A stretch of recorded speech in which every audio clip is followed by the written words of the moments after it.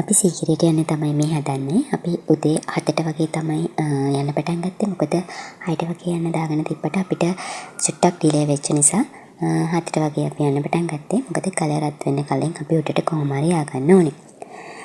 අපිට ගෙදරක් යනකොට අපිට උදේට කෑම ගන්න නතර කරා හෙළපුචුන් එකක. මට තැන නම් කොහෙද කියලා හරියටම මතක නෑ. අපි ඉන්දියාප්පයි රොටි තමයි උදේට කන්න ගත්තේ. එතන කෑම ටිකක් හොඳයි. ගොඩක් රේට් කරන්න නම් බෑ. අපි එතනින් කාලා ආපහු සීගිරියට යන්න පිටත් වුණා.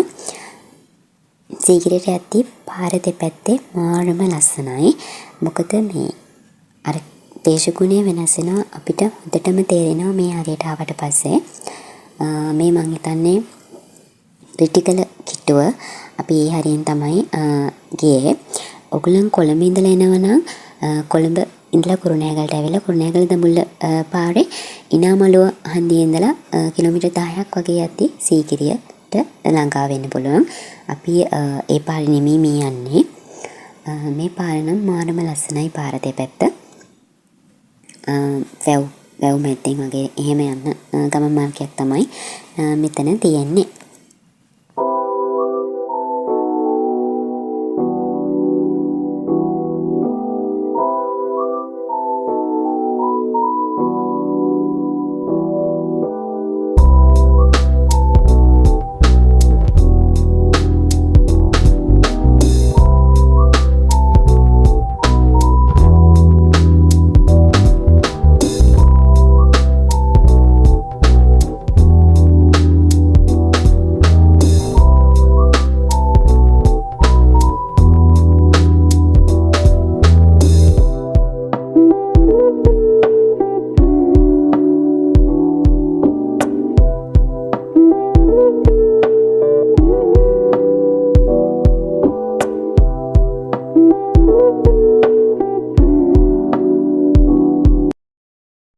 අපි ඊට පස්සේ ඇතුළුනේ රක්ෂිතයක් මැදින් යන්න තියෙන මාර්ගයකට.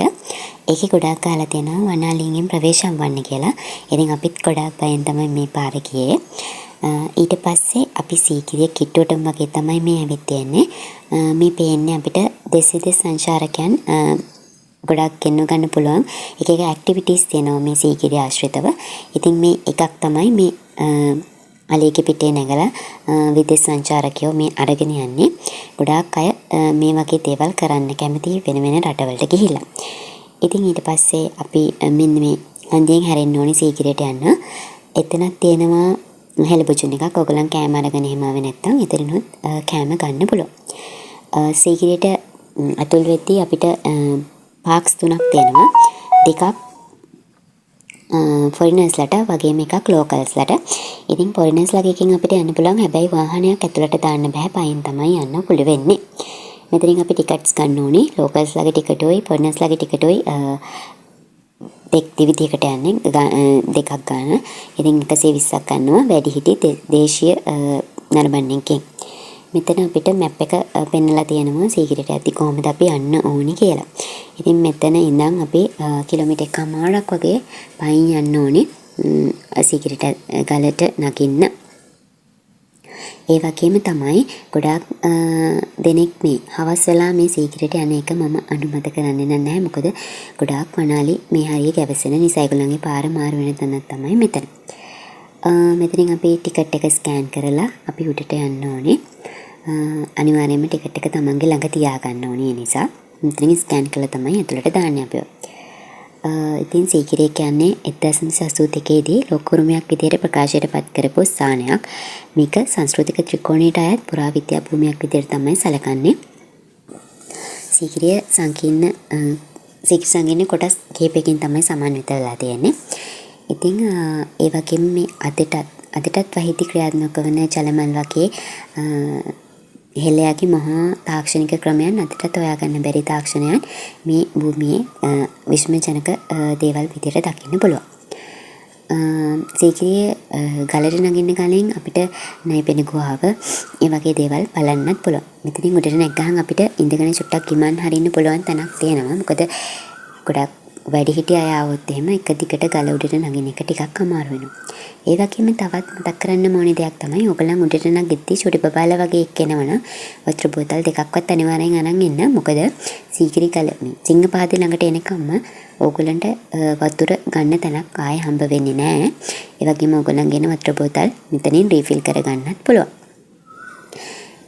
ඉතින් මේ සිංහපාදේ ගාවින් අපි ගල දිගේ උඩට නගින්න ඕනේ. එතනත් පඩි 200 ගණක් වගේ තියෙනවා. පහළ ඉඳන් උඩට නගින්න පඩි 1000 ගණක් වගේ තියෙනවා. මෙතන ඉඳන් උඩට නගින්න තියෙන්නේ යකඩ පඩි පෙළවල් දිගේ ගල දිගේ තමයි උඩට නගින්න තියෙන්නේ. හුලඟ අපි යන දවසේ නම් ගොඩාක් වැඩි. ඉතින් හරිම අමාරුවෙන් පරිස්සමට තමයි නැග්ගේ. හරිම ලස්සනයි. ඉතින් උඩට නැගකට පස්සේ view එක මේ වගේ යකඩ පඩි පෙළවල් තමයි දාලා තියෙන්නේ. හරි පරිස්සමට ඉතින් අර සෙනඟ වැඩි නම් ටිකක් පරිස්සම් වෙන්න ඕනි. මේ විදිහට ඉතින් උඩට නගින්න තමයි තියෙන්නේ. කොහොමද මේ ගමනට පැය දෙකක්වත් අවම වශයෙන් ගත වෙනවා. ඔයගොල්ලන් මේ දේවල් බලාගෙන ඉන්න. කැම ගේනවා නම් මේ රිලාවුන්ගෙන් පරිස්සම් කරගන්න ඕනි. මොකද හරියට රිලා ජනතාව ඉන්නවා මේ හරියේ. ඉතින් ඒගොල්ලන් කැම ගන්නවා. එකට වයින් ඉඳ තියෙනවා. කැම හැම ළඟ තිබ්බොත්. මේ view එක හරිම ලස්සනයි. වැව්වයි ගස් ඒ සීන්ස් හරිම ලස්සනට පේනවා. ඒටත් අමතරව තමන්ගේ ශබ්දය ටිකක් අඩු කරගන්න. මොකද බඹරුන් නැවිස්සෙන්න ගොඩාක් ඉඩ තියෙනවා. ඒ බෝඩ්ස් හරියට ගහලා තියෙනවා මේ හරිය. මෙතන අපි සීගිරි ගල උඩට නැග්ගට පස්සේ පේන දර්ශනය ගොඩාක් නටබුන්. ඉතින් ඒ වගේම අපිට ගොඩාක් විද්‍යමාන වෙනවා අපේ මේ පැරණි අයගේ තිබ්බ තාක්ෂණ ක්‍රමවේද කොහොමද තිබිලා තියෙන්නේ කියලා. මොකද අදටත් ඒවා හොයාගන්න අමාරුයි. ඉතින් මේ විදිහට හරිම ලස්සනයි. ඒ කියන්නේ මේ අපි පහළට බහින්න ඕනේ වෙන ගල දිගේ පහළට බහින්න දෙන එක පාරයි. හැබැයි ගලෙන් සිංහපාදෙන් පස්සේ පාරවල් දෙකක තමයි අපි ඇතුල් වෙන අයත් පිට වෙන අයත් යන්න ඕනේ. ඒ නිසා මේ මැප් එක පොඩ්ඩක් ෆලෝ කරන්න. මේ පේන්නේ පිදුරංගල විහාරය. සීගිරියට හොඳට පේනවා. මේ අපිට පේන්නේ සීගිරි කුරුටුගේ. සීගිරිය තවත් මේ විශේෂ වෙන්නේ මේ කුරුටුගේ නිසා අඳුර ගන්න පුළුවන් කුරුටුගේ 700ක් පමණ මේ වෙන විට තියෙනවා. මේ සීගිරි චිත්‍ර ගුහාවට යන තැන මෙතනත් අපිට වීඩියෝ කරන්න දෙන්නේ මේ සීගිරි කෞතුකාගාරයේ තියෙන එකක් තමයි මම මේ දාලා තියෙන්නේ. ඔයගොල්ලන් අනිවාර්යෙන් ඔයගොල්ලන්ගේ ටිකට් එකෙන් කෞතුකාගාරයට යන්න පුළුවන්. ඒ අනිවාර්යෙන් යන්න. ඉතින් අපි ඒ ටික බලලා හපෝ වෙන්න පටන් ගත්තා. මොකද මේ අපි අත් ටිකක් හවස් වෙලා අලි ප්‍රශ්නත් එක්ක අලි එන්න කලින් අපි අහපෝ එන්න ඕන නිසා අපි හපෝ එන්න ගත්තා. ඉතින් thank you ඔයාලා මගේ වීඩියෝ එකත් එක්ක එකතු වුණාට. ඉස්සරහට තවත් මේ වගේ වීඩියෝස් බලන්න කැමති නම් මගේ channel එක subscribe කරලා තියාගන්න.